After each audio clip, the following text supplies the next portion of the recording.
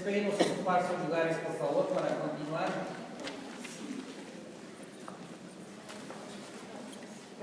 Con el primer foro latinoamericano de trabajadores científicos. En esta ocasión daremos paso a la mesa número 3, que lleva por nombre Precarización laboral de la mujer científica. Para tal propósito, para presentar a las ponentes que participan en esta mesa y hacer la moderación de la misma, dejamos en el uso de la palabra a la diputada Rocío de Pilar Villadaus Martínez, quien es secretaria de la Comisión de Igualdad y Género de esta Cámara de Diputados. Si es tan amable, diputada Villadaus.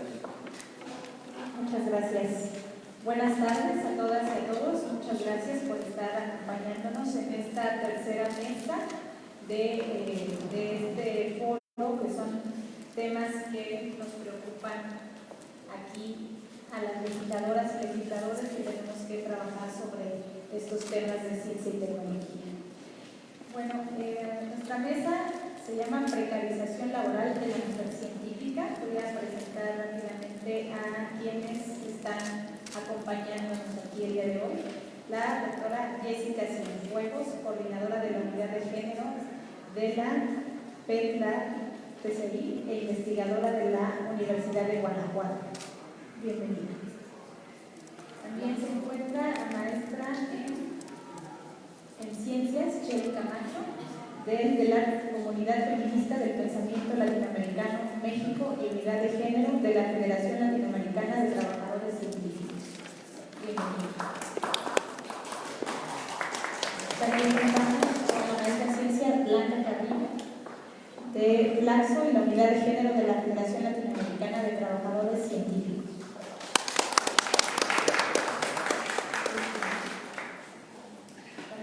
La licenciada en Derecho, Andrea Carvajal, es del Instituto de Investigaciones Jurídicas de la UNAM y Unidad de Género de la Federación Latinoamericana de Trabajadores Científicos. También tenemos la doctora Mónica Velázquez, de la Unidad de Género del Instituto de Investigaciones de Matemáticas Aplicadas y Sistemas de la UNAM. Y finalmente la doctora Humberta Gloria Callecat, de la Universidad Autónoma de Chapingo.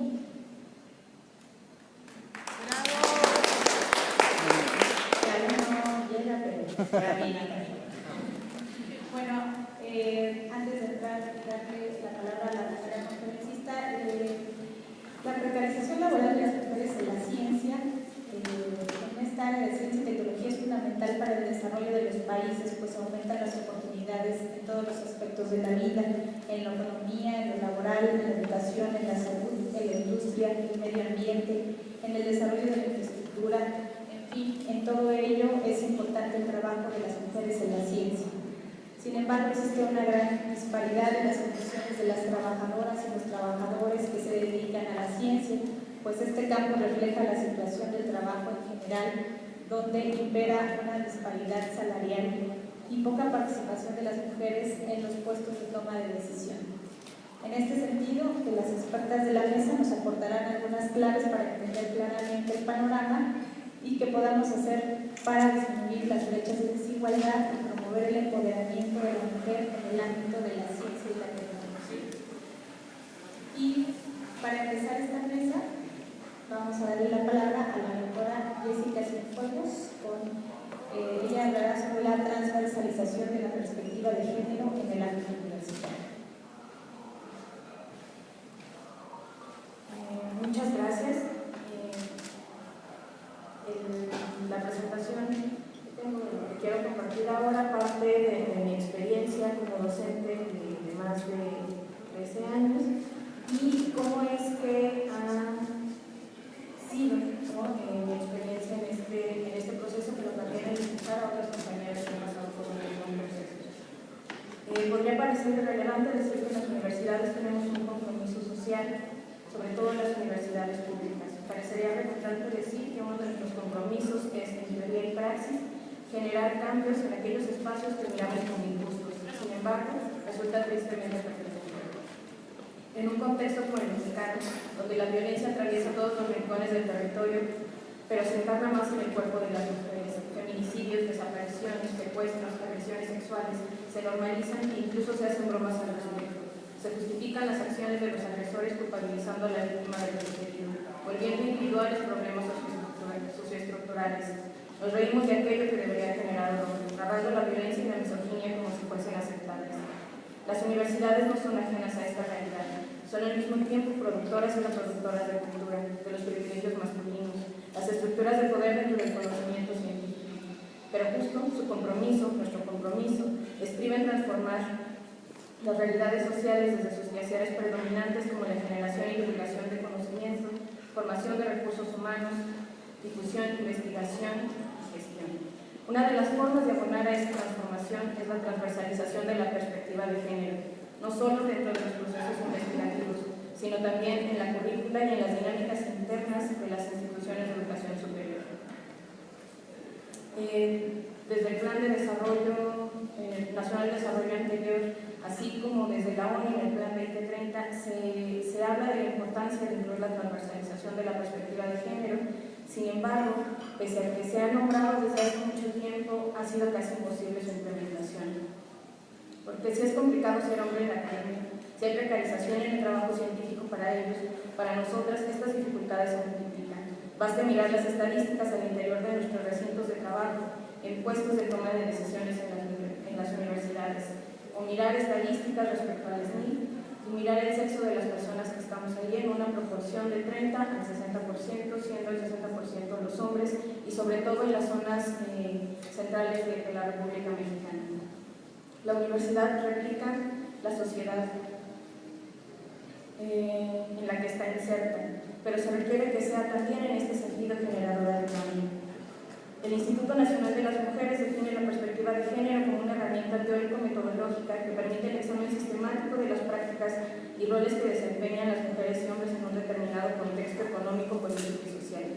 Transversalizar la perspectiva de género es el proceso de valorar las implicaciones que tiene para hombres y mujeres cualquier acción que se planifique, ya se trate de legislación, políticas o programas en todas las áreas y en todos los niveles.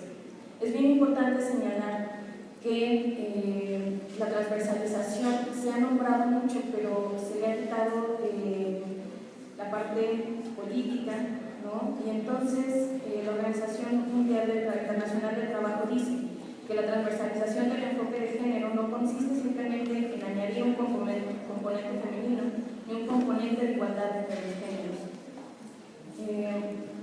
sino que tiene que ver con aumentar la participación de las mujeres, incorporar la experiencia y el conocimiento y los intereses de nosotras para favorecer el desarrollo. Las universidades como recintos donde se produce conocimiento, donde se asume que existe un saber crítico, un saber probado donde se fundamenta el cambio social, ha sido semillero de visiones críticas, feministas desde el ámbito metodológico y epistemológico, cuestionando de manera constante la biologización de las inequidades sociales entre hombres y mujeres, así como de otras diversidades. Sin embargo, replica en su práctica cotidiana muchas de las prácticas culturales patriarcales, fallando en incorporar el conocimiento que surge desde el feminismo como movimiento social, pero también como corriente teórica y política. ¿Cuáles son las diferencias entre hombres y mujeres dentro del ámbito universitario? Bueno, pues por nombrar unas, tenemos el acoso y el hostigamiento sexual de las que podemos ser víctimas en nuestros recintos de trabajo. La ONU reconoce este tipo de violencia como un impedimento para lograr el derecho a la educación, y lo es también para tener un acceso a un trabajo digno y en condiciones de igualdad.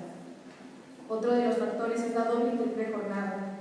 No hay una política pública clara respecto a la conciliación trabajo-familia, y esta falta de conciliación se refleja, entre otros rubros, en el acceso de las mujeres a puestos de decisiones, porque con base en estereotipos y prejuicios de género se considera que somos menos capaces, con menor capacidad de liderazgo, que somos hormonales, que cambiamos de opinión de manera constante. Es interesante revisar que si bien la matrícula en las universidades empieza a haber mayor número de mujeres, como menciona Mujer en el 2011, a mayor jerarquía, menor participación de las mujeres. Y entonces eso nos obliga a aprender, a esforzarnos el doble o el triple para alcanzar los niveles de nuestros compañeros varones. ¿Qué avances han existido? Se habla de la importancia de la perspectiva de género dentro de las universidades, que es un tema que se empieza a hablar. ¿no? Se incluye en algunas legislaciones internas y que esto ha sido posible solamente por la presión social del estudiantado y de algunos y algunas profesoras que han participado en visibilizar las necesidades diferenciales que tenemos las mujeres en los recintos universitarios.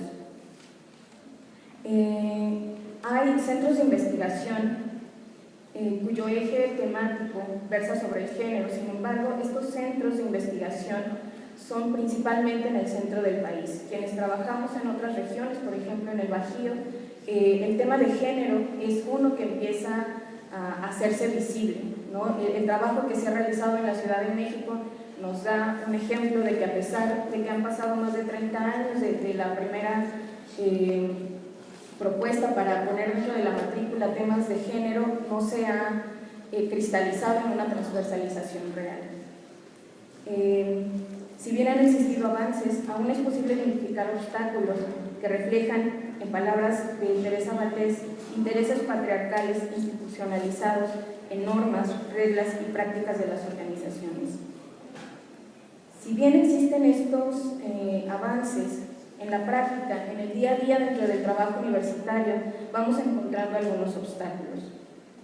Como mencionaba, se habla de la legislación universitaria, de la importancia de incluir la perspectiva de género, pero no se incluye como materia transversal en las diferentes licenciaturas. Por ejemplo, en el caso de psicología, en la universidad donde laboro, es una materia opcional que se da solamente a final de los semestres, pero que no se ve en otras áreas, pero que su inclusión resulta totalmente pertinente. Por ejemplo, desde el derecho, la perspectiva de género nos ayudaría como profesionistas a no criminalizar a las víctimas, no asumir que una víctima real debe cumplir con ciertas características físicas o emocionales. El hecho de que no llegue llorando a hacer una denuncia no implica que no haya sido víctima. Hay diferentes formas de afrontar una situación de dolor. Desde la medicina, por ejemplo, el negarles a las mujeres el derecho al aborto por no haber utilizado métodos anticonceptivos, someterlas a violencia obstétrica o la sobremedicalización de mujeres que por alguna razón se consideran peligrosas. Respecto a la creación de unidades, de redes de especialistas de género o de atención a la violencia, si bien se nombran así, cuando se hacen las convocatorias para formar parte de estos centros, en muchas de las convocatorias institucionales se dice que quienes formen parte de estas unidades no tienen que ser especialistas en el área, negando de facto la importancia del tema. No imagino esta banalización en otros ámbitos, por ejemplo, asignando un proyecto arquitectónico a un médico, o bien someterse a una operación a corazón abierto a manos de un abogado. Si nos parece eso absurdo, pero no decir que la perspectiva de género no requiere un trabajo y preparación formales, o que incluir a personas que no cumplen con el perfil no tendrá consecuencias a corto o largo plazo. Se acepta solo, en los casos donde se empieza a hablar sobre perspectiva de género, se acepta solo una noción despolitizada del género, una que no genere cambios o discusiones, sino que se ajuste al status quo, que afirme que la igualdad entre hombres y mujeres existe y que cualquier duda ante tal afirmación tiene por fin desestabilizar o victimizarse, culpabilizando a las víctimas, diciendo que les falta empoderamiento o que son ellas, las víctimas, quienes deben parar la violencia. Existen campañas internas de violencia que dicen cuidado, reacciona, aléjate, asumiendo a la víctima como corresponsable del hecho. Ninguna campaña les habla a los agresores. La corresponsabilidad se vuelve, en este sentido, solo responsabilidad de las víctimas. No hay asignación de recursos ni reconocimiento al trabajo para cumplir con este rubro de la Agenda 2030. Quienes trabajamos en ello solemos tener una carga extra de trabajo dentro de la academia sin reconocimiento, perpetuando el trabajo no pagado de las mujeres. Hay un rechazo al lenguaje incluyente para visibilizar el papel de las mujeres como académicas y científicas, formas que se vuelven fondo. En algunas universidades se empieza a discutir apenas si es necesario que los títulos sean diferenciados para hombres y mujeres. Aquello que no se nombra no existe, y es así como se nos niega desde lo simbólico procesos identitarios como mujeres profesionistas. ¿Cómo hablar de salud sexual y reproductiva dentro de una universidad, dentro del programa de tutorías, por ejemplo, ¿no? De una forma ética, laica, libre de estereotipos, si cuestiones como el aborto son criminalizados por el Estado con penas de hasta 3 años de prisión. Empieza la creación de unidades de atención a casos de víctimas de violencia y que quizá por su reciente aparición los procesos no son claros, las sanciones, si es que las hay, son irrisorias. Se promueve la denuncia, pero solo ciertos tipos de denuncia, los que se hacen de manera institucional, sin reparar en la confianza que las víctimas pudieran tener a los procesos institucionales, el miedo y la desconfianza. Hay una criminalización de prácticas docentes que son abiertamente feministas y acompañamientos a denuncias sobre acoso. Pensando nuevamente en cómo la universidad refleja el contexto nacional, no es aceptable que pese a la impunidad, pese a que la violencia la seguimos viviendo cada día, se nos pida reclamar justicia sonriente y de buen modo, formas que cabe subrayar también hemos empleado pero que han sido ignoradas. Es importante visibilizar la inequidad entre hombres y mujeres y reconocer que la universidad no será un espacio seguro, mientras mujeres y hombres no estemos en igualdad de condiciones. La transversalización real de la perspectiva de género obliga al diálogo, pero no hablar desde la igualdad entre hombres y mujeres, porque este es solo un ideal jurídico. Gracias. Muchas gracias a la doctora Jessica Cienfuegos. A continuación, damos la palabra a la maestra en Ciencias Yeli Camacho con el tema Precarización de la mujer científica, indicadores y condiciones laborales en América Latina. Muchísimas gracias. No es fácil tener conversaciones sobre género. Ponen incómoda a la gente y a veces las irritan. Tanto hombres como mujeres se resisten a hablar de género o bien tienen tendencia a restarle importancia rápidamente a los problemas de género, porque siempre incomoda pensar en cambiar el estado de las cosas. Chimamanda Ngozi Adichie. Me voy a permitir compartirles una breve presentación a modo de provocación, pues estamos en un espacio en donde es necesario empezar a recrear las formas en las que estamos mirando y creando la ciencia. Y a partir de ello me voy a permitir hacer algunas acotaciones. La investigación parte desde una economista feminista que ha trabajado en diferentes espacios académicos y de incidencia política. Porque si bien es cierto, las mujeres entramos a los espacios de la ciencia para recrear las bases epistémicas de la misma, también lo hacemos para construir condiciones mejores para todas.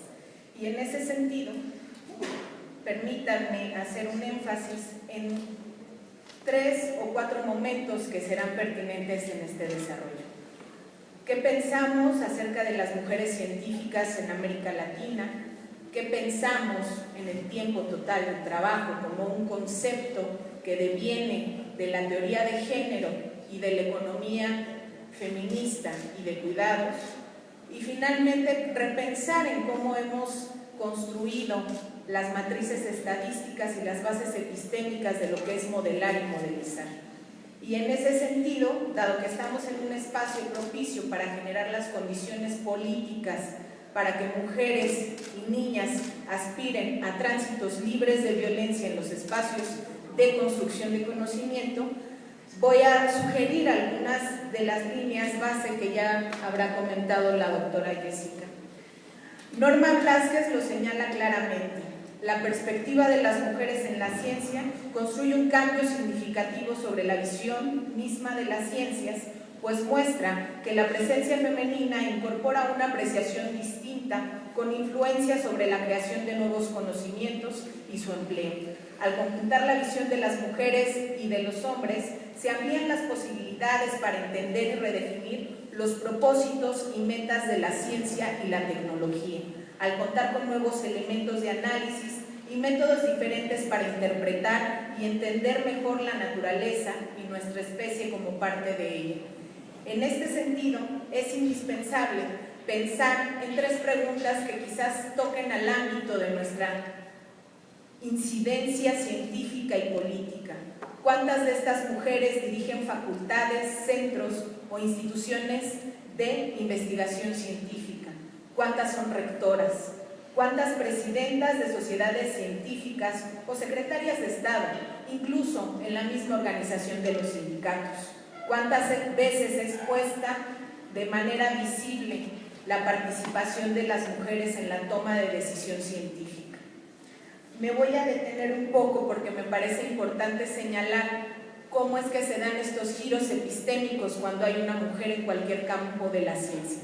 Y pensemos en 3 ejemplos concretos. Eva Ramón Gallegos en el Instituto Politécnico Nacional, una investigadora SNI que ha logrado posicionar el tema del virus de papiloma humano, eliminándolo en 39 pacientes de la Ciudad de México.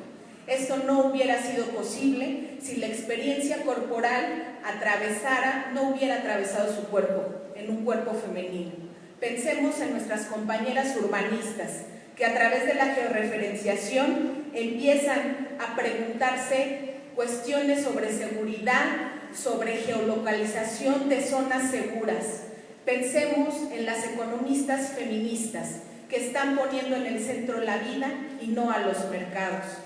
En esa misma lógica me gustaría que repensáramos el concepto de trabajo desde todos los ámbitos de nuestro quehacer científico, el concepto de tiempo total de trabajo, que es una de las grandes aportaciones que desde hace más de 20 años diversas economistas feministas han puesto en el centro de las discusiones teóricas, metodológicas y epistemológicas.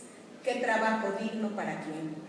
Y en ese sentido, en este marco de referencias, nosotras enfatizamos en que la base de todas las estructuras de desigualdades sociales se encuentra en la división sexual del trabajo, en estas funciones, en estas relaciones de variables, en donde seguimos aún en el siglo XXI considerando que el trabajo doméstico y de cuidados es responsabilidad exclusiva de las mujeres, porque así nos educaron, porque es la tradición, porque es lo común. Y entonces nos enfrentamos a que este tiempo de trabajo impacta directamente en la relación de mujeres y técnica, en las bases técnicas informacionales. Me permití generar algunos de los indicadores, mostrarles algunos de los indicadores que se trabajan desde la CEPAL, porque es importante visibilizar que a través de la Encuesta Nacional del Uso del Tiempo y la Cuenta Satélite de Trabajo No Remunerado, todo lo que habíamos denunciado desde hace más de 40 años de producción académica y científica de la teoría feminista es un hecho.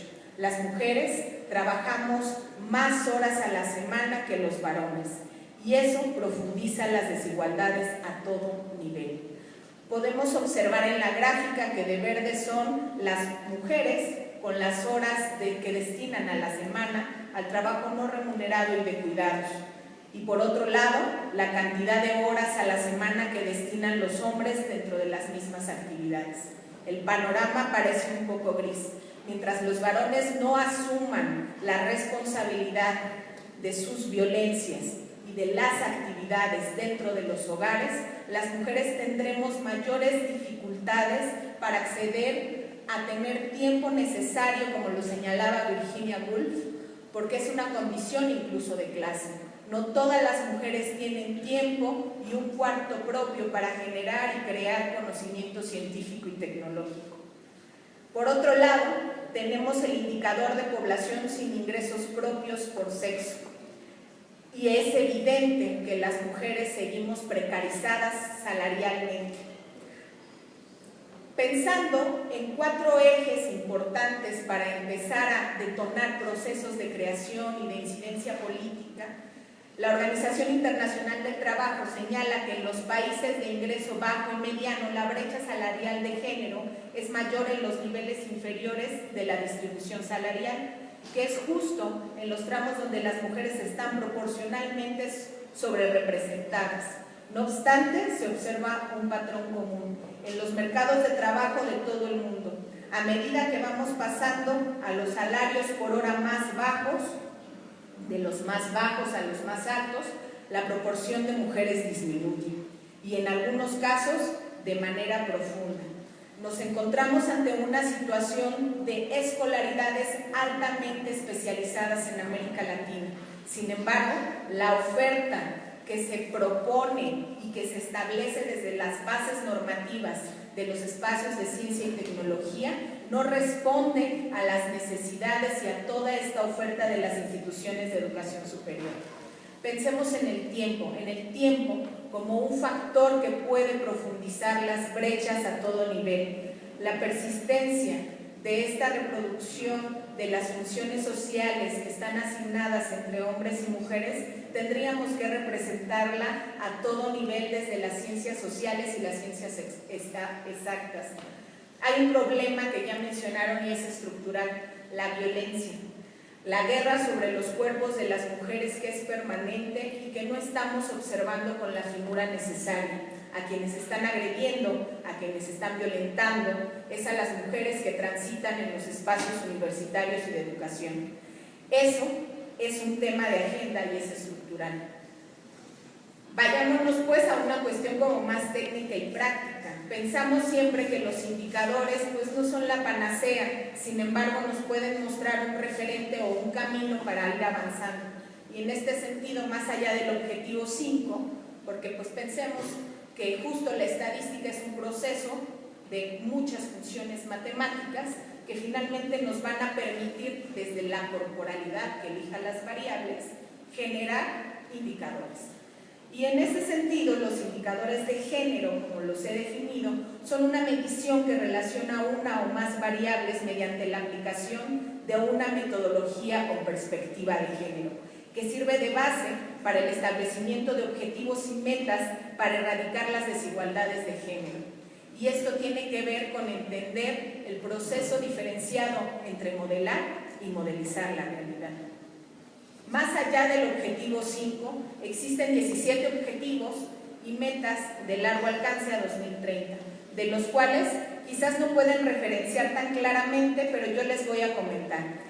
En color morado se encuentran los indicadores que impactan de manera directa los derechos de las mujeres. En color lila más claro se encuentran los que se vinculan indirectamente y en color verde aquellos que crean las condiciones. Como ustedes pueden observar, la perspectiva de género es transversal a todo nivel y en cualquier escala en la que se pueda medir. ¿Cuáles son los objetivos en los que se impacta directamente dentro de esta agenda de los gobiernos? El objetivo 4, que es garantizar una educación inclusiva y equitativa de calidad y promover oportunidades de aprendizaje permanente para todos.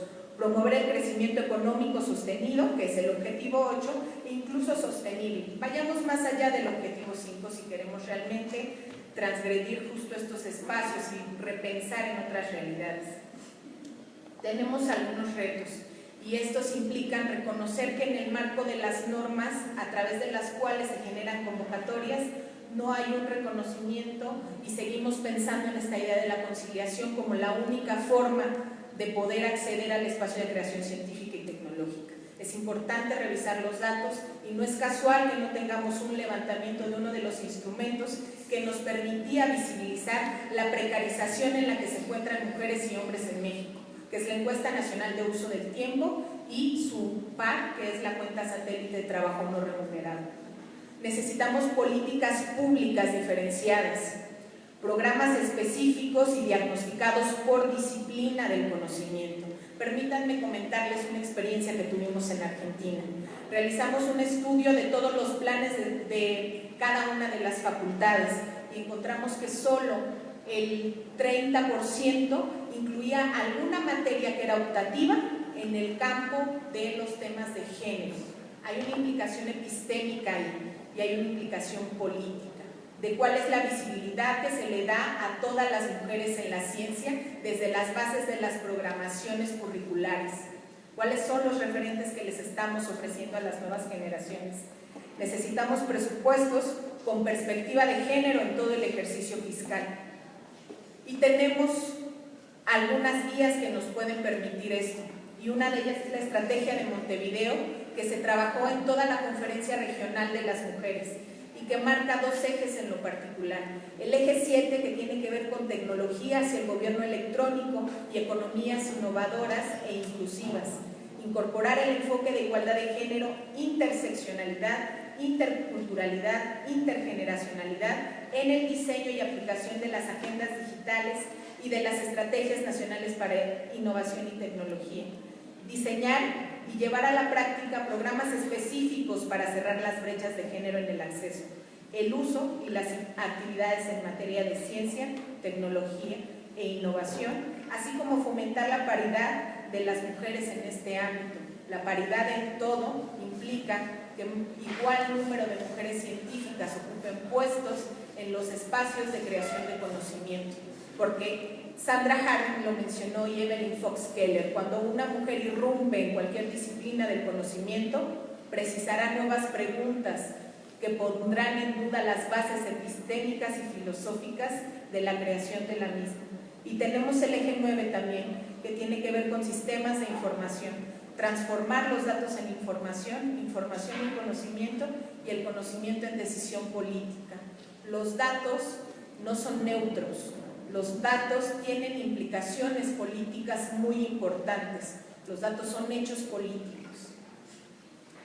Y pues por mi parte sería todo. Espero que esto pueda nutrir y detonar como otros procesos de creación para nuestros propósitos. Muchas gracias. Muchas gracias por este recorrido de la situación de las mujeres. A continuación vamos a darle la palabra a la maestra en Ciencias Blanca Carrillo con el título de Perspectiva de Género en las instituciones públicas y de gobierno encargadas de administrar, regular y promover el desarrollo científico y tecnológico en América Latina.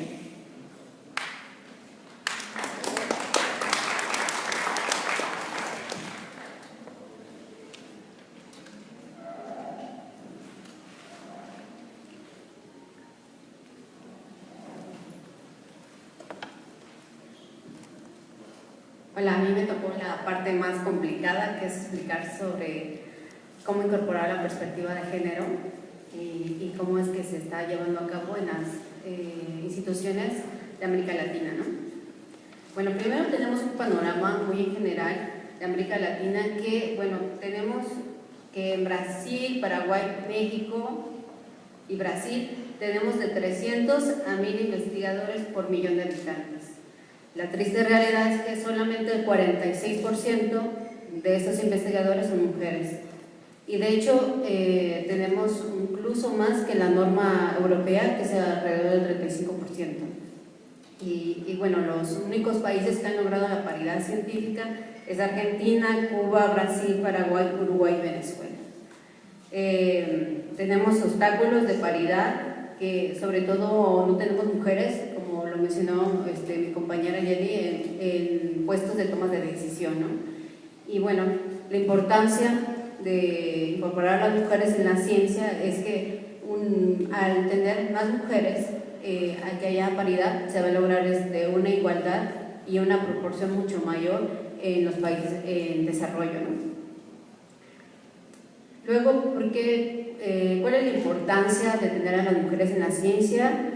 Al igual de que, como mencionaba Jenny, de traer un nuevo cuestionamiento filosófico y epistémico, incluso metodológico, todos estos cuestionamientos que empezaron a hacer Sandra Harding y Donna Haraway, sobre todo al criticar la división sexual del trabajo, que no existe en realidad una evidencia de primates que evidencie que las mujeres eran recolectoras y que los hombres son cazadores y que así se sigue la norma, ¿no?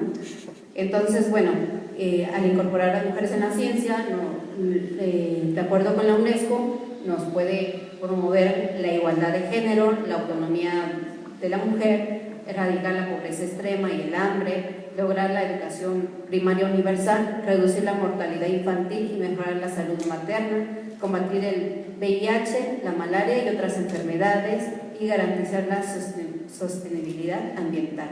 Y bueno, eso porque también decía Marcela Lagarde que las mujeres somos muy solidarias, ¿no? O sea, somos como esa visión que le hace falta a la ciencia y que finalmente ha perdido, que es el objetivo de resolver necesidades humanas, sobre todo humanas tan primordiales como es ahora el medio ambiente, ¿no? Que estamos en un ambiente que ya tenemos las 3/4 partes de agua que nos queda, ya muy poca es potable, ¿no? Y entonces hay que revertir todas esas problemáticas, más que enfocarnos lo que se han enfocado los hombres en la ciencia, que es la ciencia de guerra, ¿no? La ciencia militar. Y bueno, dentro de la dimensión de género en las políticas públicas en ciencia y tecnología, tenemos que se ha trabajado desde 1948 al 2009, se ha incentivado porque cada país tenga una inversión del 0.7 al 1% del PIB nacional, una énfasis en la ciencia, tecnología, en la educación superior y una promoción de ciencia, tecnología en el desarrollo, ¿no? Ya teniendo ya en específico la dimensión de género, vemos que, bueno, con la importancia, como mencionaba mi compañera Jenny, son las brechas de género, ¿no? Estas brechas que no solamente se expresan en la investigación científica, sino también en las patentes y emprendimientos e incluso en el liderazgo científico. Estas brechas se dan por el techo de cristal, por la fuga de agua, por los pisos pegajosos, por el síndrome de abeja reina, por el acoso laboral y el acoso sexual. ¿Qué quiere decir? Es el techo invisible, como aquella barrera que intraspasable que vemos que las mujeres, por más que se esfuerzan, por más que cumplen con todos los parámetros que incluso les exigen aquí en México en el SNI, no logran traspasar, ¿no?, al SNI 2 y al SNI 3, ¿no? O incluso tener una presencia, una representatividad científica importante, ¿no?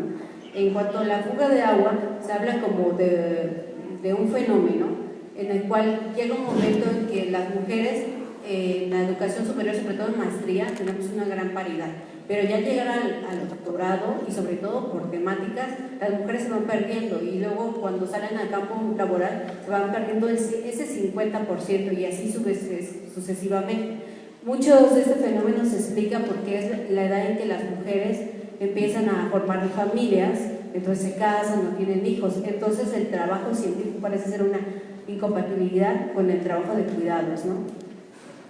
Y luego hablamos de los pisos pegajosos, otra vez esta jerarquización y esta referencia a los estereotipos de género, ¿no? Porque, bueno, sí a las mujeres se les reconoce el empleo o se les da empleo, pero solamente en lugares donde no tienen toma de decisiones y donde no pueden estorbar o que tienen que ver con los estereotipos de cuidado, ¿no?, o de administración o de secretaría.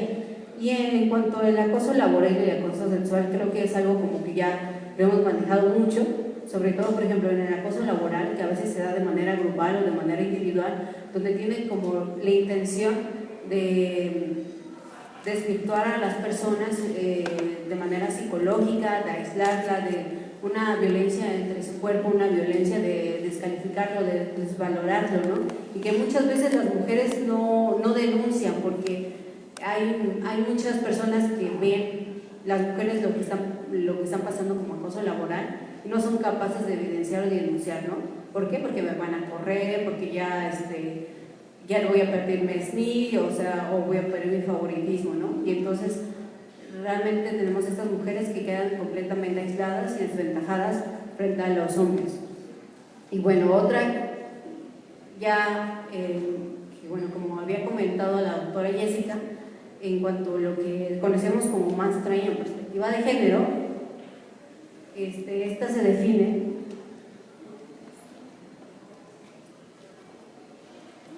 tiene 3 definiciones, una que es del ECOSOC en 1997 y ya es cuando se empieza a definir como evaluar las implicaciones que tienen las mujeres y hombres para hacer de las experiencias y necesidades una dimensión integral en la implementación, monitoreo y evaluación de las políticas públicas. En 1999 la Unión Europea hace una definición que dice que es una organización, una mejora en el desarrollo y la evaluación donde una perspectiva de igualdad se incorpora en todos los procesos de las políticas públicas. Y la última, que es la que la hemos utilizado, que es la igualdad de género en todas las programas, procedimientos administrativos, financieros, en el marco cultural de la organización e institución. Esto es algo muy importante porque finalmente las políticas que se vienen aplicando hasta ahora es una política que se define a partir de la igualdad de las mujeres, que quiere decir que como vemos que las mujeres tienen diferencias para tener la misma igualdad de oportunidades con los hombres, entonces lo que se hace es que a las mujeres se les capacita en esas desventajas que tienen las mujeres para que tengan la misma proporción, se les da como cursos extra, pero esto no cambia las relaciones de poder ni la verticalidad en las organizaciones, ¿no? La segunda tiene que ver con celebrar las diferencias.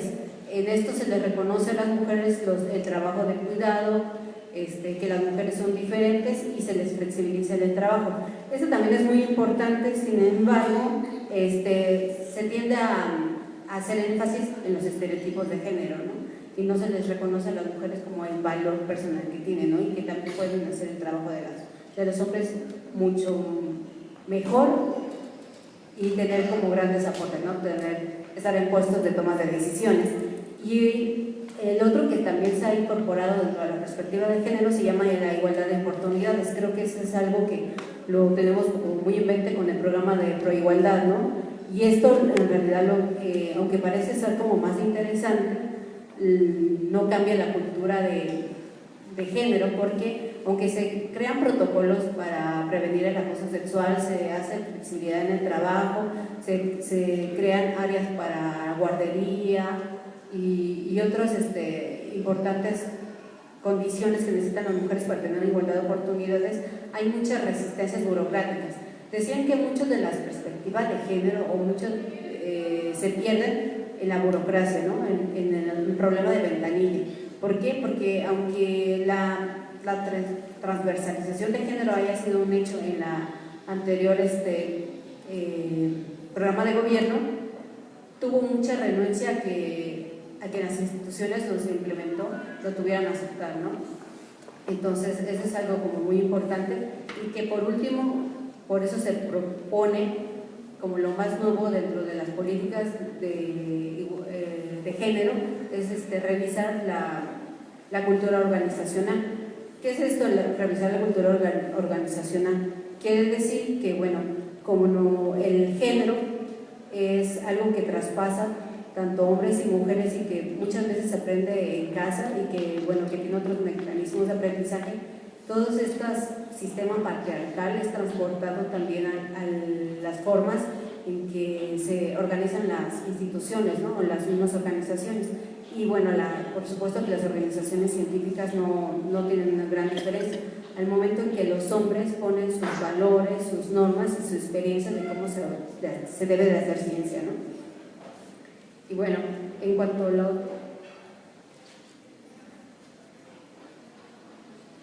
tenemos que, bueno, las instituciones científicas, ya dentro de lo que nos permite hacer la perspectiva de género es que, como mencionaba, la ciencia ha sido como una ciencia masculina, una ciencia que está representada por hombres, ¿no? Y hombres es como el Platón exitoso, otro es donde están los estereotipos de género, donde se tienden a desvalorizar el trabajo de las mujeres, que se determinan de acuerdo con los roles de género. Y en cuanto, incluso cuando las mujeres quieren hacer trabajo, muchas veces se les dice que la ciencia es incompatible con las mujeres no son racionales, ¿no? O las mujeres son demasiado bonitas y no pueden trabajar como ingenieras, ¿no? Y así miles y miles de estereotipos que traspasan para que las mujeres no sean valoradas dentro del trabajo científico y sobre todo en el área de STEM. Otra que es en la cultura organizacional de la ciencia predomina una cultura patriarcal y sobre todo algo que se valora lo que se llama el individualismo heroico y una cultura muy competitiva. Esto quiere decir que el parámetro es el masculino, ¿no? El masculino que es salvaje, es violento para hacer un liderazgo, ¿no? Y ese patrón las mujeres no lo pueden hacer, porque las mujeres cuando empiezan a ser violentas o cuando empiezan a gritar o cuando empiezan a tener un mando como muy igual a los hombres, las mujeres no son respetadas, ¿no? Y entonces son tomadas como histéricas, como locas, como lo que estereotipos que ya estamos muy acostumbrados a escuchar, ¿no? Y dentro de lo competitivo viene otra cosa que incluso sufren mucho las mujeres en China. ¿Qué quiere decir? Que se dan algunas reuniones de trabajo después a medianoche o en bares o tomando, ¿no? Y entonces imagínense la susceptibilidad que tienen las mujeres entre tantos hombres o ya tomadas, porque sobre todo, claro que el alcohol justifica que te violen, que te asesinen, etcétera, y entonces las mujeres no pueden compatibilizar, ¿no? Y entonces esas normas en donde se mueven las nuevas normas, las mujeres no son tomadas en cuenta porque o tienen que cuidar a sus hijos o las hacen al la hora que las mujeres van a recoger a sus hijos o las dan estas tomas de decisiones importantes cuando las mujeres piden la cuarentena de su descanso cuando cuando acaban de dar a luz, ¿no? Entonces ya piden una competitividad por ser mujer, ¿no? Y bueno, también, como mencionaba, la división sexual del trabajo, ¿no? Donde las mujeres parece ser que, claro, que te reconozcan como una mujer que es del trabajo de cuidados, y no considerando que son justo el 30% del PIB mundial, no es exitoso, no es un parámetro, ¿no? de que un hombre o que la mujer científica debe ser identificada, ¿no? O qué feo ser científico y tener a un bebé al lado o tener una panza, ¿no? Y entonces, por supuesto, lo que dentro la perspectiva de género, entonces nos permite ver las necesidades e intereses de las científicas de manera interseccionalidad. ¿Esto qué quiere decir? Que por un lado las necesidades prácticas en las cuales las mujeres necesitan por los roles que son asignados culturalmente, necesitan solventar, y por otro lado el empoderamiento de las mujeres, ¿no? En el cual me parece que mucho no es tomado en cuenta este empoderamiento, ¿no? Y bueno, las instituciones, para que se aplique un correcto perspectiva de género, debe estar, según la doctora Sarenberg, en reglas, en recursos y en redes. Las reglas, ya vemos que el programa de igualdad, la ley de ciencia y tecnología, el programa especial de ciencia y tecnología y el SNIP, aquí en México, los recursos, el 17% del presupuesto total es para mujeres y solo el 0,1% es para investigación. Y en cuanto a las redes, vemos que, bueno, las redes como el SNIP son verticales, no hay discusión, todo se toma por el comité consultivo o el comité de aprobación y no tiene mayor repercusión. Y de hecho, por ejemplo, en cuestiones como el SNIP, ni siquiera tenemos un comité consultivo, no tenemos una secretaría de mujeres que está interviniendo, no tenemos unidades de género y no tenemos un observatorio ciudadano de ciencia y tecnología, ¿no? Para que vea lo que es la paridad científica y todo esto de la visibilización del trabajo científico. Y bueno, ahora también que se propone la intervención del Sindicato de Trabajadores Científicos. No sé si podrías pasar la última, la después, esa. Así quedaría como una red con perspectiva de género, entonces ya donde se puede ver el Observatorio Ciudadano, el Instituto Nacional de las Mujeres, las unidades de género y el Observatorio Ciudadano, ¿ya? Que teniendo intervención para ver que se aplique la perspectiva de género. Gracias.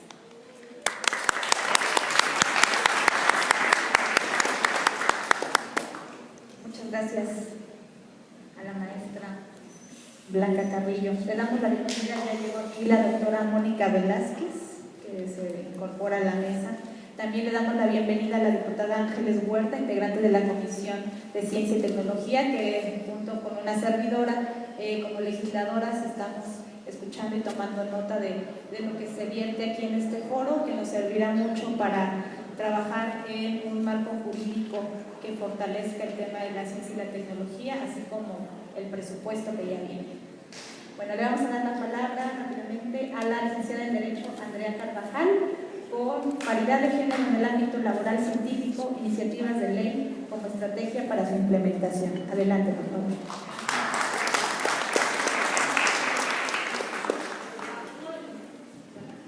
Uno de los primeros problemas a los que me encuentro cuando hablo de paridad de género es la asociación que tienen de esta con la desigualdad o con la injusticia. He escuchado mucho que me dicen, ¿es injusto o no es justo que le den un lugar privilegiado a la mujer sobre el hombre por el simple hecho de ser mujer? Les voy a explicar, para explicarles por qué esto es un concepto erróneo, hay que voltear a ver un poco el contexto histórico. Por muchos años se han perpetuado patrones culturales en los que ponen a la mujer como inferior al hombre. Se les ha negado el reconocimiento de los derechos de autodeterminación a todas las mujeres y a pesar de tener las mismas cualidades y el mismo raciocinio, se nos ve como débiles, inferiores o incapaces. Algunos de los ejemplos que traigo, son pocos porque si no estaríamos aquí todo el día, es el reconocimiento de los derechos individuales. En 1789 se da la Declaración de los Derechos del Hombre y el Ciudadano. Se reconocen los derechos individuales de las personas, de los hombres específicamente. Es hasta 1792 que Olympe de Gouges, como una reivindicación, hace la Declaración de los Derechos de la Mujer y de la Ciudadana. Muy pocos han escuchado de esta declaración y es muy difícil que la tomen como contexto o que se las enseñen en una escuela. El otro es el voto, el derecho al voto. Desde 1812, en la Nueva España se da el derecho a las elecciones. Claro, es un grupo selecto, religiosos, hombres, raza blanca.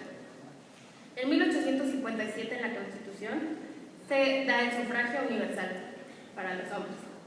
Es hasta 1953 que se modifica la Constitución para que el voto de la mujer sea una realidad.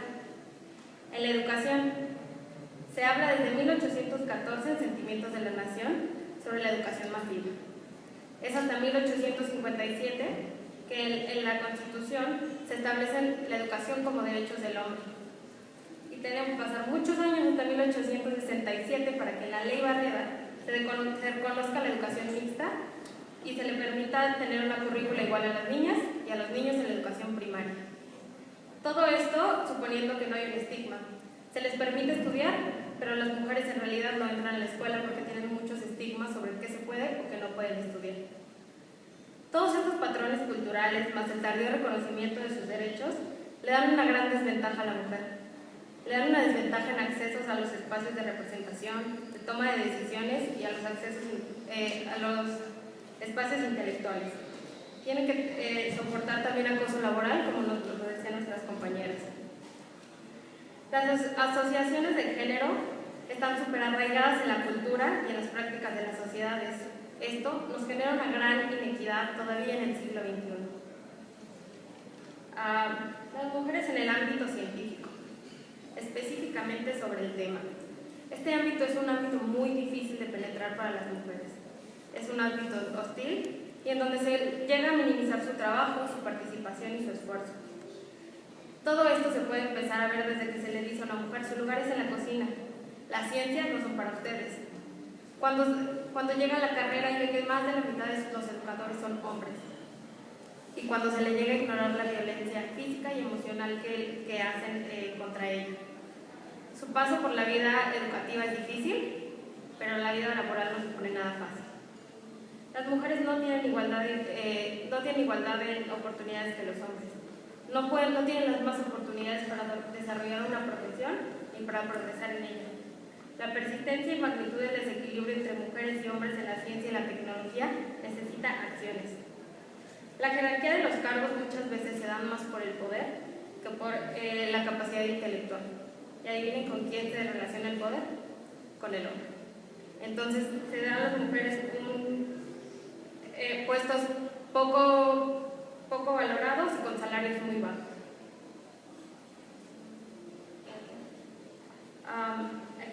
En esta diapositiva podemos ver cómo en España, en el 2012, el 39% de las científicas eran mujeres, solo el 39%. De los científicos en universidades y centros públicos de investigación, solamente eran el 40%. En el sector empresarial formaban el 31%. Y catedráticos en universidades, simplemente el 21%. De la currícula de los profesores de investigación del Centro Superior de Investigaciones Científicos, solamente el 24.9% eran mujeres. La compañera Blanca ya nos compartió más cifras de América Latina y son impactantes, que haya tan pocas mujeres en un ámbito científico. Para contrarrestar estos problemas, muchas democracias contemporáneas han implementado acciones afirmativas. Algunas de estas son las cuotas de género. Principalmente se dan en el ámbito político, porque para que exista una democracia verdaderamente equitativa, se debe eliminar la jerarquía por el sexo en los espacios públicos y en los privados. En estas diapositivas quiero mostrarle algunas cosas, porque nos muestran dos cosas.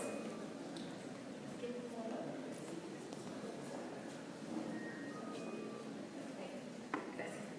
Una es que la escasa participación participación que tienen las mujeres en puestos de decisiones. En los puestos de las tomas de decisiones hay muy pocas mujeres. Si eliminan a los hombres de todas estas fotos, quedan muy pocas mujeres. Y la segunda es la poca visibilización que tiene la desigualdad en el ámbito científico. Casi toda la vemos en el ámbito político. Vemos paridad y paridad y paridad en el ámbito político. Y está bien, pero ¿por qué no lo explotamos más allá del político? Tal vez si viéramos esto en sus centros de trabajo donde todas las científicas laboran, sería la misma historia. Una científica por cuántos hombres. Se necesitan acciones afirmativas a favor del género. En México, desde hace más de 20 años, se da la primera regulación de la cuota de género, en la legislación electoral de 1993. Las cuotas de género desde entonces se han venido modificando y han tenido interpretaciones jurisprudenciales que permiten su efectividad o que buscan su efectividad. La paridad en el ámbito científico, al elevarla a un nivel normativo, nos permite ponerla como directriz de actuación para garantizar la participación de las mujeres. Las iniciativas de ley no son la solución al problema, pero sí es el primer paso para el cambio. Nos ayudan a visibilizar y a normalizar la presencia de las mujeres en los espacios de poder. Alguna de mis compañeras y yo, mientras tuvimos un cargo como Comisión de Ciencia y Tecnología en el primer Parlamento de Mujeres de la Ciudad de México, hicimos una iniciativa de ley que ahora mismo se encuentra en la Comisión de Equidad de Género del Congreso de la Ciudad de México.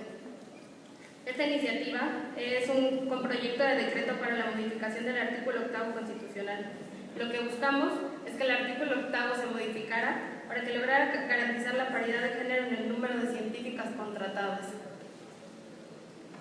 Bueno, y todo esto nos va a ayudar a que las mujeres logren acceder a puestos para los que son capaces y no se les discrimine por el simple hecho de ser mujeres. Las iniciativas sirven para poner el pie en la puerta y lograr que se abran ofertas laborales para las mujeres científicas, y así todas esas niñas a las que alguna vez les dijeron eso no es para mujeres, sabrán que no es cierto, que son capaces y tendrán modelos a seguir. Podrán aspirar como aquellas mujeres científicas que han luchado para que ellas puedan tener el acceso a condiciones laborales dignas. Nunca más sin nosotras. Gracias.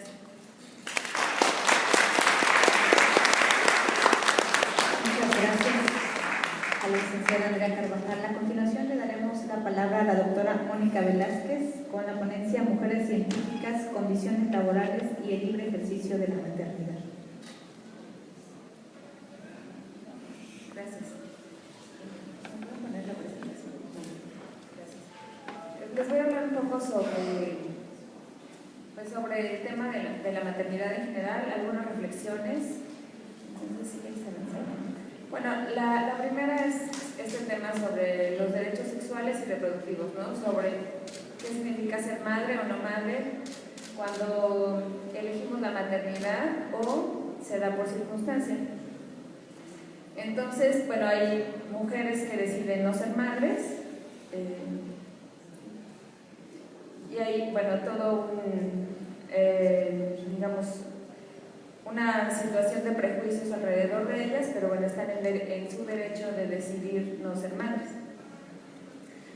También sabemos que México pues, ocupa el primer lugar en maternidad infantil y bueno, ahí es un tema preocupante, como ustedes saben, pero básicamente, bueno, vengo pues, a reflexionar un poco sobre eso, pero sobre todo hablar sobre ya la maternidad elegida, ¿no? En situaciones ideales, ¿no? La maternidad elegida, donde, bueno, como saben, bueno, también se puede generar en el hombre, pero hay ciertos mecanismos en el cerebro asociados a la maternidad, donde se libera oxitocina para que la mamá tenga las cualidades, bueno, las habilidades para cuidar a los niños. Entre más pasa el tiempo el hombre con los niños, pues también libera cierta cantidad de oxitocina y puede generar un vínculo más grande, ¿no? Entonces, bueno, ¿qué factores facilitan la maternidad? Pues uno de los factores que facilitan la maternidad son la gestión del tiempo, ¿no? Una pareja corresponsable, una pareja en realidad, ¿no? Una red de apoyo, solvencia económica y salud mental, ¿no? Como ustedes saben, no es igual pues tener los recursos para que alguien te apoye, para que, como comentaba, ¿no? Decidir que alguien puede cuidar de un niño ciertas horas y tú dedicarte a hacer labor científica, a trabajar con los alumnos, etcétera, que tener que dividirte en 1000 pedazos y tener que pues dividir tu tiempo entre una cosa y otra, ¿no? Entonces, pues solamente el 36% de las mujeres conviven con parejas corresponsables, es un dato de España. Bueno, lo que les comentaba sobre el padre, si el padre es un padre corresponsable, bueno, como pasa más tiempo con el niño, pues también hay cambios en el cerebro que genera oxitocina y pues puede generar un vínculo más grande, ¿no? Entonces, bueno, socialmente, pues de un padre se espera mucho menos que de una madre, entonces lo que sea que haga el padre, pues, está bien, ¿no? Porque estamos así socialmente educados, ¿no? Evidentemente necesitamos padres, bueno, y ahora se están generando nuevas formas de paternidad, donde los hombres se dan esos espacios para para poder ser libres, expresar el amor, etcétera, ¿no? Es lo que estamos trabajando, ¿no? Generar nuevos tipos de masculinidades, que los hombres se den más tiempo de estar, es el ideal, ¿no? Pero la realidad es que, bueno, a quien socialmente se le presiona para que ejerza un buen papel como madre, pues es a la mujer, ¿no? Entonces, bueno, y también están las condiciones que la maternidad también te da, que ya de por sí me parece que es difícil. Ahora podemos ver las mamás que tienen que llevar un niño con alguna discapacidad, pues es un trabajo doblemente complicado, ¿no? Donde hay que pues luchar contra los estereotipos que están asociados al tema de la discapacidad. El siguiente, por favor, ¿no? Pues bueno, en realidad, como les comentaba, es un poco sobre la reflexión de qué necesitamos, ¿no? O sea, promover la cultura, promover los espacios para las mujeres para el libre ejercicio de la maternidad. Uno de esos es pues la cultura de la lactancia en el ámbito laboral. Siguiente, por favor. Bueno, todas las ventajas que se tienen asociadas a esto. También les comentaba que otras cosas que facilitan pues es una red de apoyo. Ahora tenemos diferentes tipos de familia, no necesariamente un hombre y una mujer a cargo de los niños. Y entonces, bueno, ahí se muestra en la gráfica los diferentes tipos de familia que ahora se han generado. Y pues también estas nuevas reestructuras de cómo se ejerce la paternidad, la maternidad, ¿no? En las familias. Esta es una gráfica a nivel mundial del tiempo que se dan en los permisos de maternidad pagados, ¿no? Donde, bueno, Reino Unido tiene, bueno, es uno de los países que más tiempo le da a las madres para estar con los niños con los permisos pagados, ¿no? Y están los dos países hacia colores más claros, son los que menos tiempo tienen, ¿no? Siguiente, por favor. Bueno, como les decía, o sea, el país que más tiempo tiene son 400 días de permiso, que es Croacia, contra Estados Unidos, que ofrece solamente 12 semanas de permiso de maternidad y además sin ninguna remuneración, ¿no? Siguiente, por favor. Bueno, ya estamos aquí en América Latina, ¿no? Que está Venezuela, Cuba, Brasil, Bolivia, etc. México está en los países que menos tiempo dedican, que son 84 días de permiso pagado. Siguiente. Y está en esta gráfica el tiempo que le dan al padre, ¿no? En los diferentes países igual en el mundo, donde los azules son los países que más tiempo de permiso le dan a los padres, ¿no? Siguiente, por favor. Siguiente. Bueno, entonces, bueno, hablando un poco de la mujer en la ciencia, ¿no? Bueno, ya lo he comentado, ¿no? Parece que la igualdad entre hombres y mujeres en el mundo científico parece estar garantizada siempre y cuando pues, no seas madre, ¿no? Entonces, pero ¿qué ocurre cuando por una familia es cuando en muchos casos las científicas comienzan a experimentar el lado oscuro de un modelo altamente competitivo donde se penaliza aquello que te aleje de la productividad, ¿no? Evidentemente un hijo te aleja de la productividad, ¿no? Entonces ser madre pues es esta lucha, ¿no?, de ambivalencias entre querer estar con el niño y ser una buena madre y cumplir con lo que la sociedad te pide, contra pues también tratar de trabajar y ser productiva, ¿no? Bueno, a este respecto hay varias campañas, son algunos ejemplos de una campaña que hicieron en Colombia, no recuerdo, ¿no?, sobre pues el rechazo que tienen algunas mujeres o los estigmas que tienen algunas mujeres que trabajan en ciencia y pues que tienen que luchar contra eso, ¿no? O cómo se roban el trabajo de las científicas, ¿no? Entonces, ¿por qué la maternidad está penalizada en las carreras académicas? Bueno, una de las cosas de las que ya hablaban es que hay poco referente, sobre todo en las carreras STEM, ¿no? Bueno, uno aspira, digamos, una niña o una jovencita aspira a ser alguien cuando conoce los modelos, ¿no? Cuando no tienes esos modelos, pues entonces se puede generar autoexclusión, o sea, decir, no me imagino, porque no tengo un referente, entonces, bueno, una sola decide autoexcluirse, ¿no? La otra cosa, pues, es el tema del reloj biológico, que la parte de la mejor etapa para reproducirse biológicamente coincide con la parte en donde laboralmente tendrías que tener mayor productividad. Sí, ¿no? Otra cosa, y tengo algunos ejemplos ahí, la movilidad geográfica. Entonces hay varios ejemplos, ahora los daré, sobre que pues tener niños a veces te limita un poco o tienes que someter a los niños pues a estas situaciones de desplazarte. Entonces la movilidad geográfica, desde ir a un congreso hasta hacer estancias postdoctorales o estancias de años sabáticos, pues está restringida, ¿no? Y las parejas, bueno, las académicas normalmente establecen relaciones con personas que la mayor parte del tiempo también tienen trabajos de tiempo completo, lo que supone que la mujer priorice la crianza sobre la carrera profesional. Estos son algunos ejemplos que pueden ver en Twitter sobre pues mamás que tuvieron que hacer o una estancia postdoctoral o moverse, o tuvieron que renunciar a ciertas cosas porque pues los hijos porque priorizaron la maternidad sobre las carreras científicas.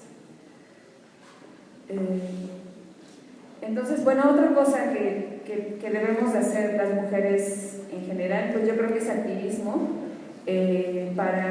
justo para que las mujeres pequeñas, bueno, las niñas tengan referentes a los que aspirar y para poder generarles mejores condiciones a las siguientes generaciones de mujeres científicas o mujeres en general.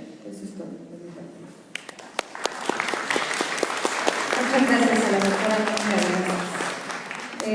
Vamos a finalizar con la intervención de la doctora Humberta Gloria Callecat. Si pueden ir preparando preguntas, por el tiempo pues va a estar un poquito apretado, pero unas 5 intervenciones. Bueno, la doctora Humberta Gloria Callecat nos hablará sobre la participación de las mujeres en la investigación de las ciencias agrícolas. Buenas tardes. La última idea que la compañera expresó es precisamente en donde inicia la historia. En este caso voy a hablar, al igual que mis compañeras han tocado el tema de las mujeres en la cuestión científica, pero aquí en una situación muy particular que son las ciencias agrícolas. En nuestro país, en este caso específicamente en 2019, aunque se muestran las barras en los otros cursos anteriores, podemos observar que no ha variado la proporción de hombres y mujeres, tal cual como entes biológicos que somos.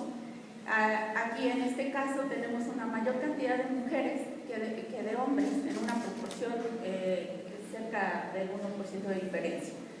Este país que está siendo construido por hombres y por mujeres y hombres, con estas ideas que se están externando tanto en el ámbito del hogar como en el ámbito científico, como en el ámbito particular de la ciencia, que en este caso voy a tocar, como dije, en las ciencias agronómicas.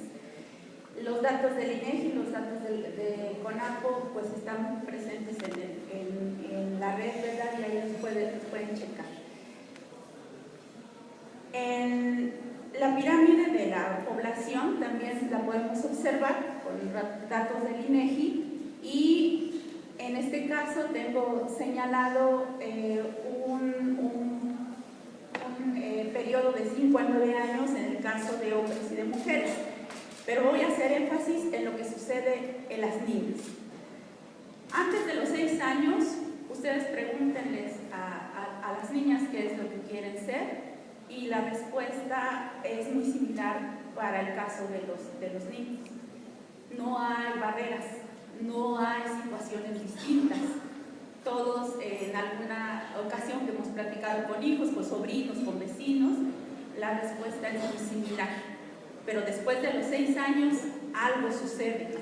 ¿Qué es lo que empieza a pasar? Posiblemente hay una mayor conciencia de los niños, pero también lo que sucede es que empiezan a su periodo de primaria, empiezan el periodo de escolaridad en la situación primaria.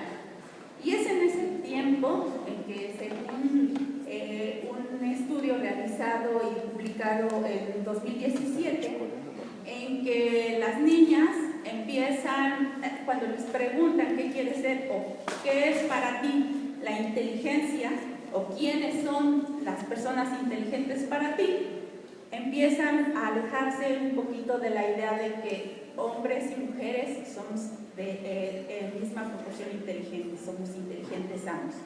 Y entonces, ¿qué es lo que está pasando ahí? Bueno, pues que en la primaria empiezan a hablar de hombres ilustres, de personas muy inteligentes que han llevado al mundo al avance científico y tecnológico que tenemos a la fecha. ¿Y en dónde están las mujeres? Porque ha habido mujeres, muchas mujeres. Y también las niñas empiezan a alejarse de actividades que anteriormente eran de mucho agrado para ellas. Eso no lo externan directamente, pero dejan de elegir esos juegos que anteriormente tenían sin ningún problema con sus compañeros niños, sin llevar a cabo ninguna riña, ninguna diferencia, ninguna situación que separara tanto a los niños y a las niñas, y en un futuro a los hombres y las mujeres. ¿Qué es lo que tenemos que hacer nosotros como familia, como sociedad, las instituciones que están a cargo de la educación de las niñas y de los niños? Tenemos que promover una mentalidad de crecimiento, no nada más en las niñas, también en los niños, porque crecer implica compartir, crecer implica cooperar, porque no hay otra manera en que podamos crecer. También tenemos que enseñar a asumir el valor de que se equivoquen los niños y las niñas y los niños.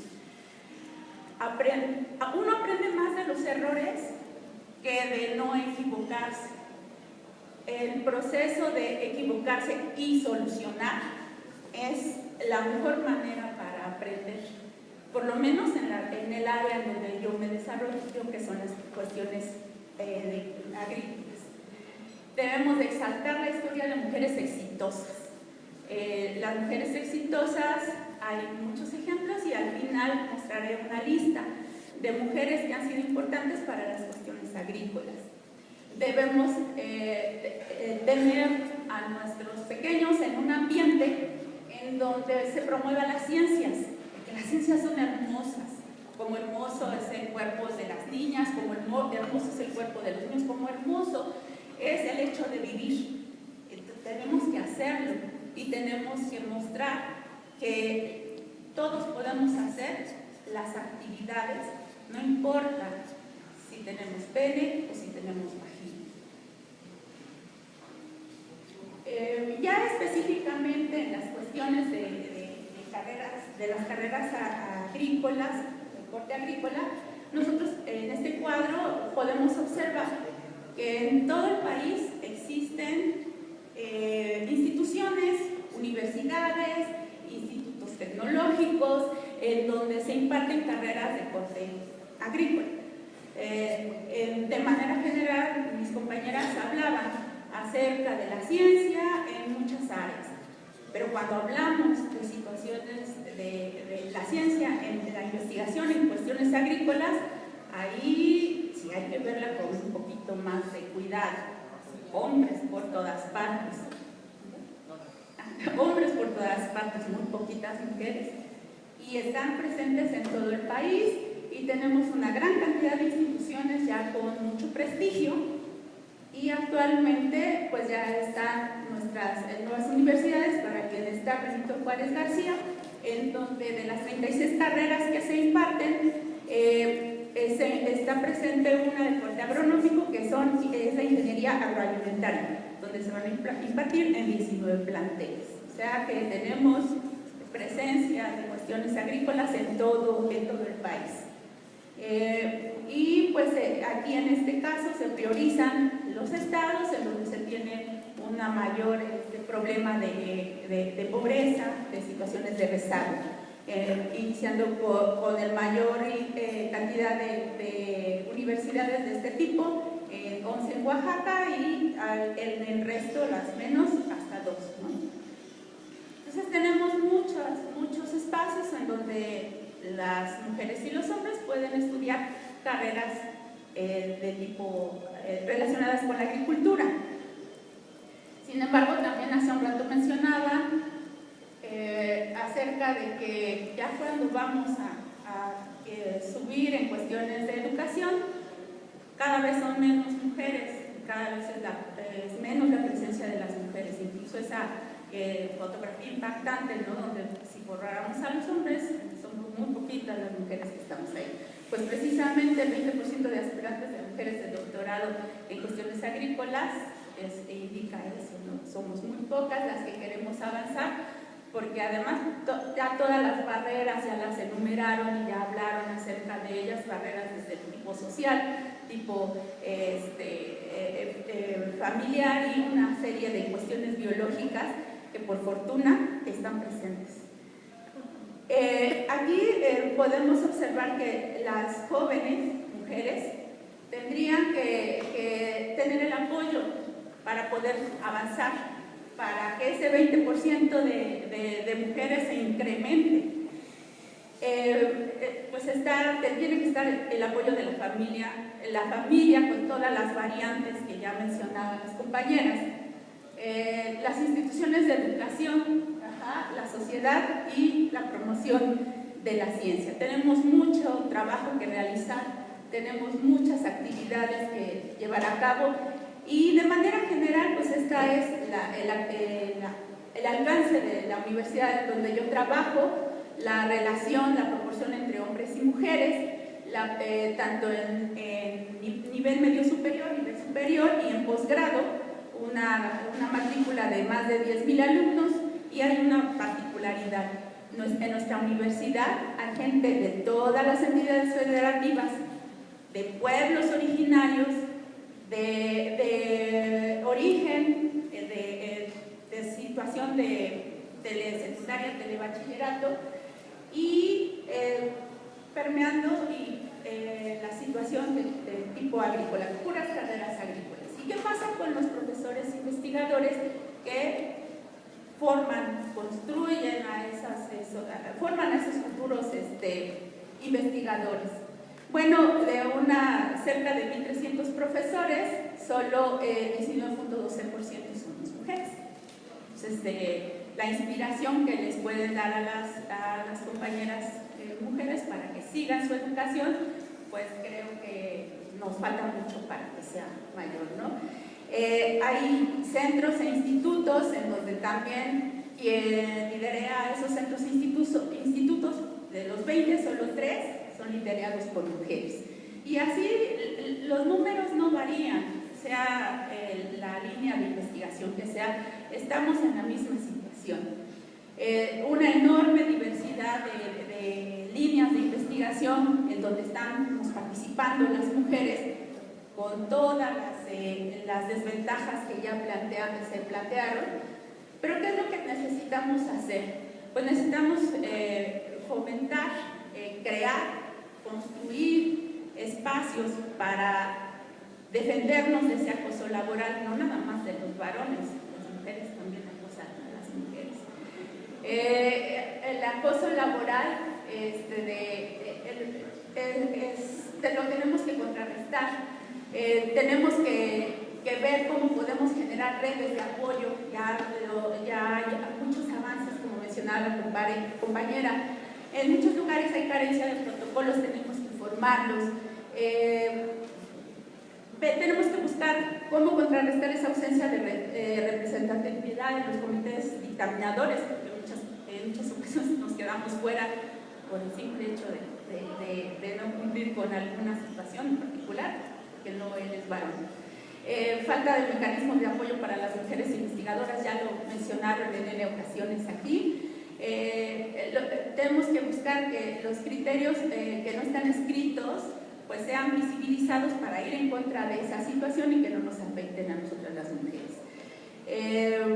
Evitar la discriminación, también tenemos que hacer protocolos por el hecho de ser mujer. Tenemos que intervenir en los comités de actividades de editorial, arbitraje y científicos, y pues que haya mayor representación y que se formen programas.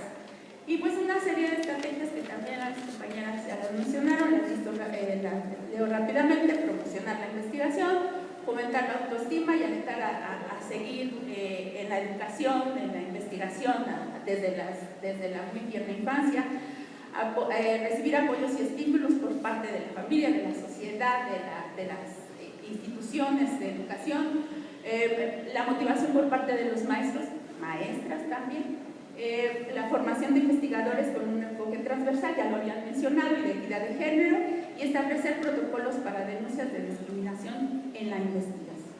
Entonces, esta es una lista de 135 hombres que están mencionados aquí en esta publicación de las personas ilustres que han trabajado en cuestiones agrícolas. 11 son mujeres, y en la Academia Mexicana de las Ciencias 64 investigadores de tipo del corte agrícola, 9 son mujeres.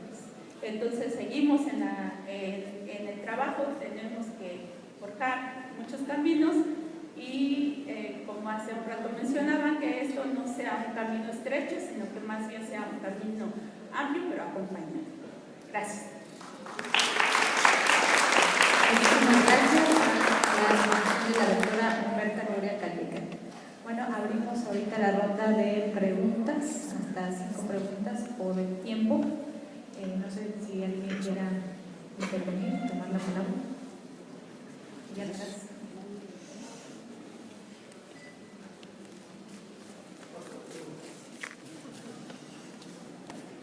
Bueno, a mí me parece una mesa muy pertinente. Yo creo que tiene un aporte relevante porque está mostrando los datos, ¿no? Que siempre se ha manejado el asunto de género, que está como en el imaginario, incluso se reduce como un grupo de feministas radicales, pero yo creo que el hecho de ponerlo hoy aquí como parte de la oportunidad laboral, yo creo que nos permite ir abriendo puertas. Incluso me gustó mucho esta ponencia de las iniciativas de ley, porque es un primer paso, ¿no? Que nos está permitiendo visualizar como por dónde, porque desde hace, yo creo que 20 años que existe este grupo de mujeres del SNI o investigadoras del SNI, que bueno, han tratado, pero no han logrado, que lo más que lograron fue que el SNI se diera un año de prórroga o de extensión en el nombramiento cuando hay cuando nace un hijo, y bueno, los años de crianza no existen, las evaluaciones diferenciadas con un enfoque de género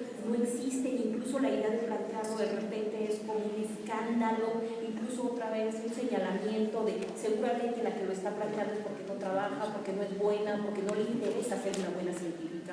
Y yo creo que ir abriendo y ir poniendo esto en la mesa de discusión, estamos avanzando bastante. Y bueno, yo esperaría que esto ahorita las diputadas, bueno, ya están tomando nota, pero que se pudiera en algún momento darle continuidad, porque es desde aquí también desde donde se puede ir modificando este tipo de cosas y ir permitiendo mayor equidad en el ámbito científico. Bueno, yo ahí lo dejaría. Gracias.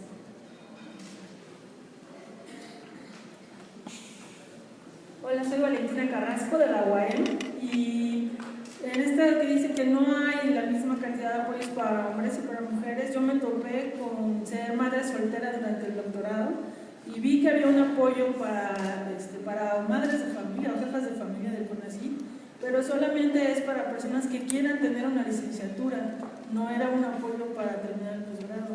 Entonces también pues creo que si ya estás involucrada en el posgrado pues sería una gran ayuda que te dieran el apoyo para continuar. Sí. Ay, gracias. Creo que efectivamente los datos vertidos en estas ponencias son muy importantes, estamos tomando nota los diputados. Creo que algo en lo que nos ayudaría mucho, y a esto va mi participación, es que hay algunas cosas que no tienen que ver solamente con los dictámenes o las modificaciones a las leyes. Hay muchas cosas que tienen que ver también con el control que desde el Poder Legislativo los diputados podemos tener a lo que ocurre concretamente en el gobierno. Nosotros, sin embargo, no tenemos toda la información ni sabemos de todas las cosas.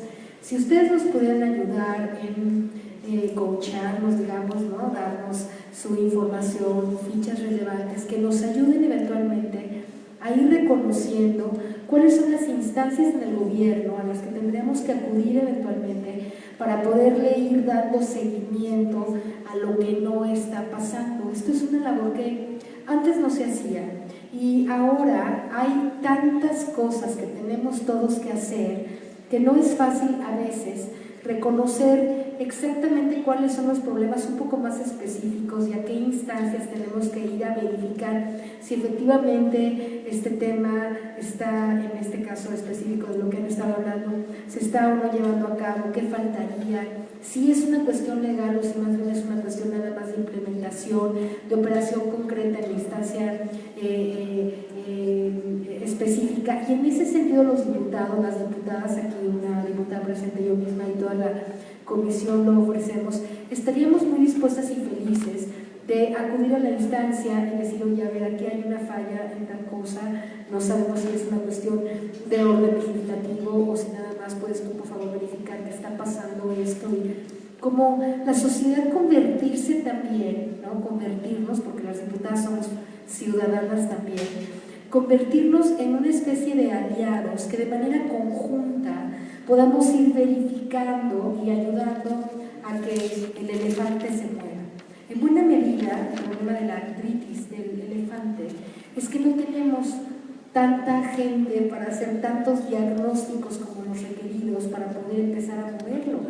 Y en este sentido la sociedad tiene un papel fundamental, porque es la sociedad la que ha estado padeciendo en concreto los temas y los problemas que puede ayudarnos y venir a decirnos, oye, en tal instancia no se está llevando a cabo tal cosa, o no están cumpliendo con tal ley o con tal indicación o asunto de política pública que tendría que estar ocurriendo y no está ocurriendo. Eso es lo que necesitamos nosotros, los diputados y las diputadas, estar en contacto con ustedes para ir verificando. Así que todo lo vertido aquí creo que sería de gran utilidad si no solamente lo dejamos en un foro de trabajadores científicos, sino lo convertimos en acciones específicas y concretas que podamos ir a hacer a las instancias correspondientes, tanto los ciudadanos interesados como los ciudadanos legisladores, que por supuesto estamos absolutamente interesados en acompañarlos y acompañarlos a ustedes a mover,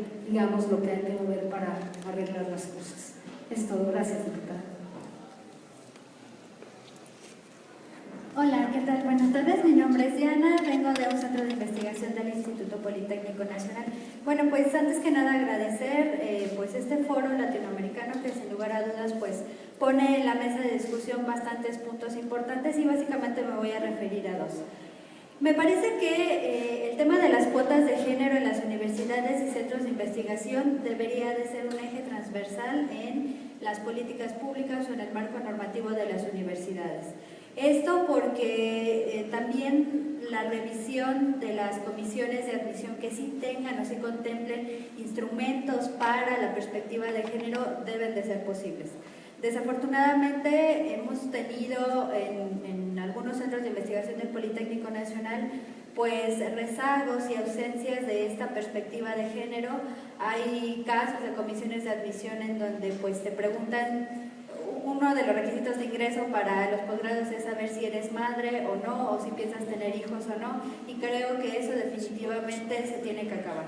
O sea, no podemos meternos en la vida privada de las personas, ni de mujeres ni de hombres, y entonces creo que impulsarlo desde arriba con una política pública o en el marco normativo debe de ser una tarea de la agenda pendiente de este sexenio, yo me atreveré a decir.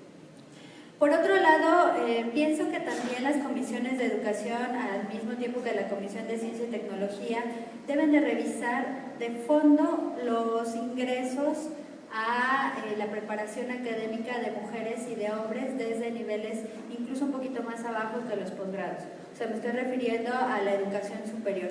¿Esto por qué? Bueno, pues hay una tendencia, ahora nosotros pertenecemos a un movimiento social, estudiantil en el Instituto Politécnico Nacional y bueno, pues la tendencia de los hallazgos que hemos encontrado para este 2019 ha sido reveladora.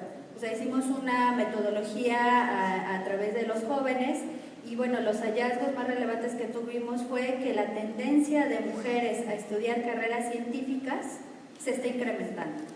Eso por un lado, pero también al mismo tiempo el número de rechazos a la educación superior y a la educación media superior también está siendo incidente en las mujeres.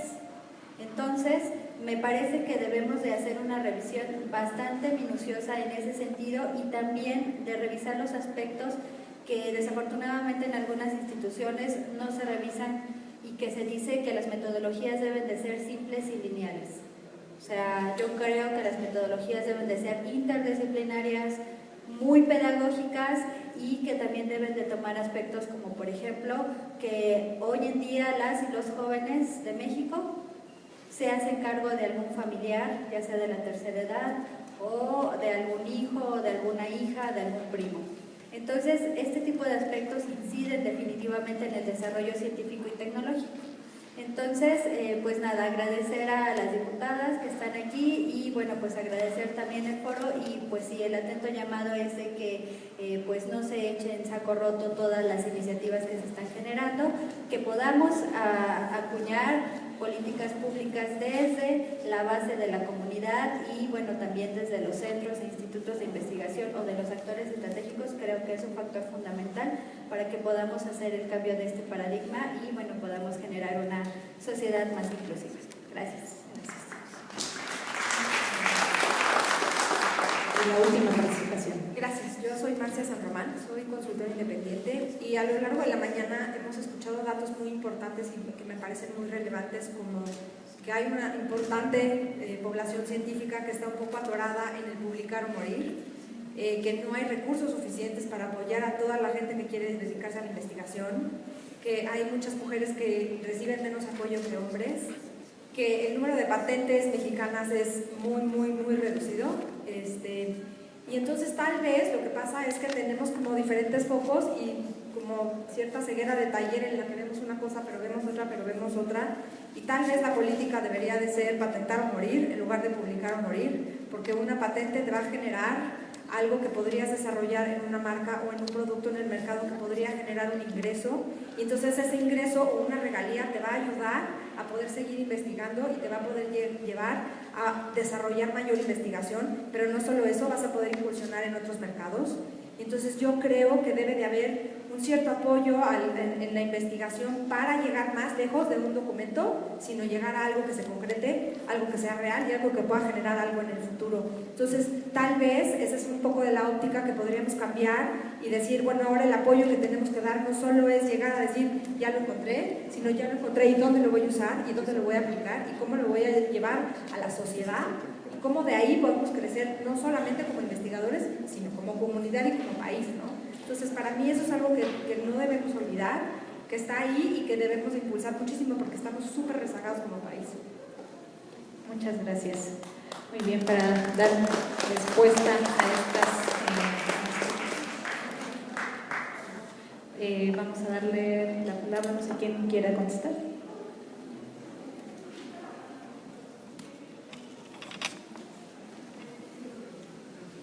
Yo solo quiero comentar sobre esta última intervención. O sea, ciertamente la ciencia tiene un segmento de ciencia aplicada y efectivamente creo que en las evaluaciones como del SBIC debería dársele un mayor peso a las patentes. Sin embargo, generar ciencia básica, que aunque no vean la utilidad al momento, es como la filosofía, o sea, estás creando conocimiento.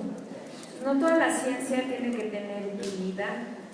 La generación de conocimiento en general enriquece, o sea, entonces no se puede valorar la ciencia solamente como si es utilitaria o no, o si ves, porque no es así, o sea, la ciencia no es así, o sea, hay conocimiento que se pudo generar hace 100 años y se le da aplicación ahora y no importa, o sea, porque es generar conocimiento y generar conocimiento te acerca cada vez más a la verdad. Y entonces, tomar un criterio así de utilidad me parece que es sesgar, me parece que es tener la mirada muy estrecha. Y creo que la ciencia y la tecnología es mucho más amplio que eso. Es como decir, si no le veo aplicación a la filosofía, pues ya la quitamos. No es así. Bueno.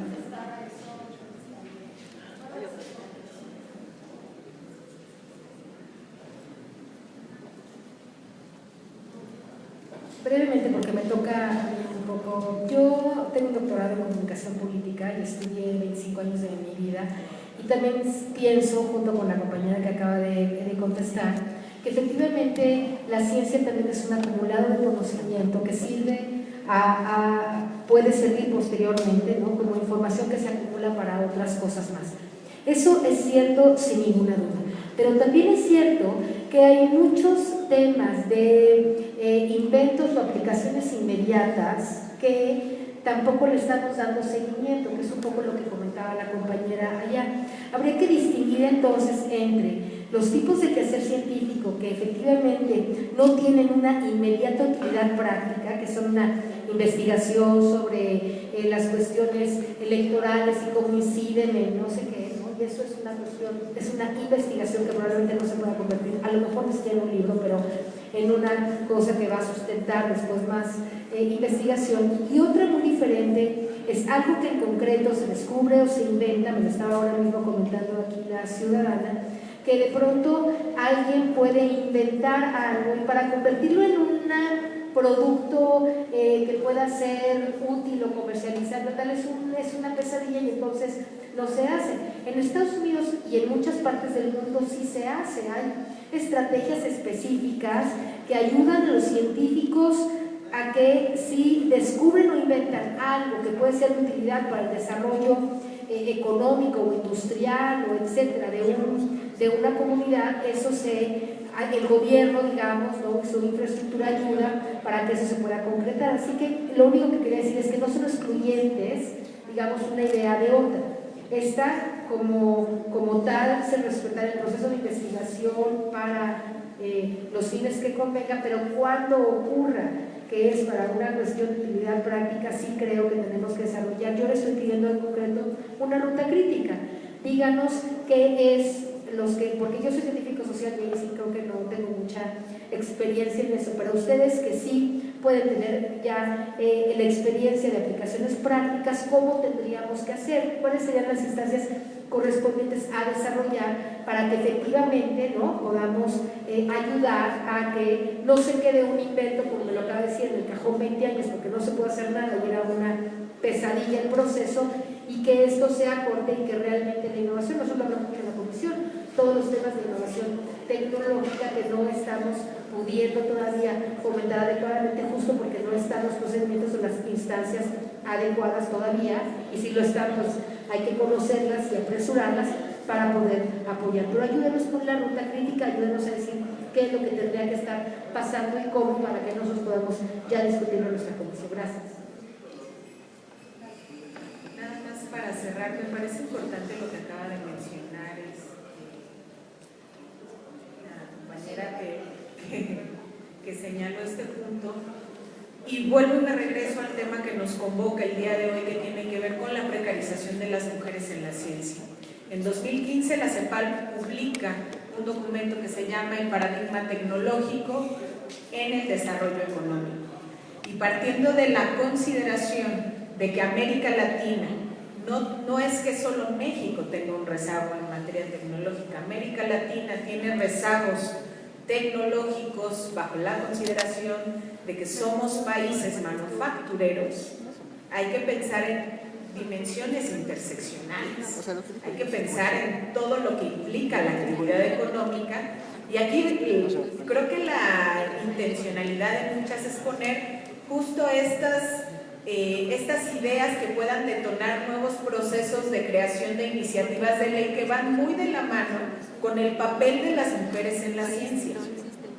Y va a depender mucho de esta dimensión epistemológica de para qué la ciencia, ¿no? Me parece que ahí no debemos de perder de vista que detrás de todas estas patentes, que por cierto son únicamente 4 países en América Latina que tienen mediano crecimiento en presentación de patentes bajo las características sociodemográficas que ya conocemos en la región, pues hay implicaciones de fondo. Y de fondo está que una de las rutas para lograr desarrollo económico en los países en América Latina es que las mujeres estén presentes en los procesos de creación científica, no exclusivamente en la creación de patentes, que sin duda es importante para algunos sectores económicos. Nada más lo dejaría. Muchas gracias. Bueno, ya nada más también rápidamente, pues creemos que con todo lo que se ha vertido aquí tenemos que trabajar en transformar a un Estado que ha dejado en las mujeres el sistema de cuidados de los hijos y las hijas, los adultos mayores, las personas con discapacidad, los enfermos, y transformar a las instituciones. Tenemos que trasladar este sistema, ¿no? Y convertirlo en una cuestión más igualitaria para que el desarrollo de las mujeres y los hombres en la comunidad vaya parejo y así podamos estar las mujeres en todas las áreas de desarrollo de la sociedad, como ya lo decía la doctora Calita. En la infancia pues se ve que vamos igual, y es en las instituciones de este Estado las que nos van marcando los roles, y es lo que hay que romper y transformar. Entonces con eso nos quedamos, y finalmente, porque ya estamos sobre el tiempo para la siguiente mesa, vamos a entregar los reconocimientos a nuestras ponentes. Le pedimos a la diputada Huerta si nos acompaña, por favor, para que nos ayude también. La diputada ya puede finalizar, ¿no? Rocío del Pilar Villarán Martínez y la diputada María de los Ángeles Huerta.